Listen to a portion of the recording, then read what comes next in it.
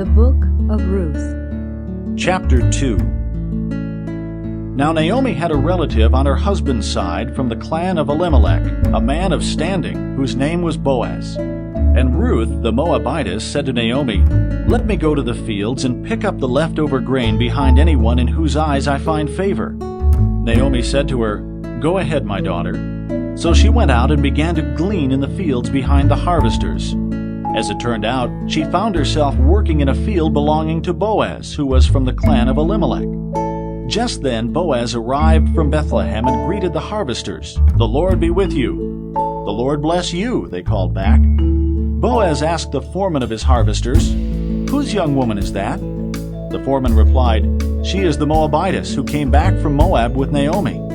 She said, "Please let me glean and gather among the sheaves behind the harvesters." She went into the field and has worked steadily from morning till now, except for a short rest in the shelter. So Boaz said to Ruth, "My daughter, listen to me. Don't go and glean in another field, and don't go away from here. Stay here with my servant girls. Watch the field where the men are harvesting and follow along after the girls. I have told the men not to touch you. And whenever you are thirsty, go and get a drink from the water jars the men have filled." At this, she bowed down with her face to the ground. She exclaimed, "Why have I found such favor in your eyes, that you notice me, a foreigner?"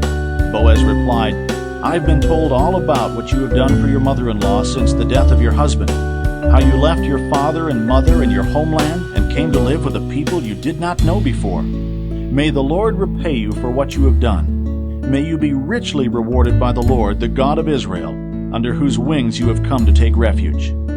"May I continue to find favor in your eyes, my lord," she said.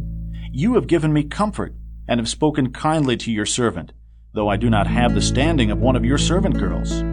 At mealtime, Boaz said to her, "Come over here, have some bread and dip it in the wine vinegar." When she sat down with the harvesters, he offered her some roasted grain. She ate all she wanted and had some left over. As she got up to glean, Boaz gave orders to his men, "Even if she gathers among the sheaves, don't embarrass her. Rather, pull out some stalks for her from the bundles and leave them for her to pick up, and don't rebuke her."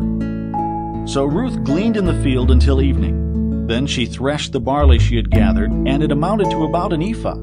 She carried it back to town, and her mother-in-law saw how much she had gathered.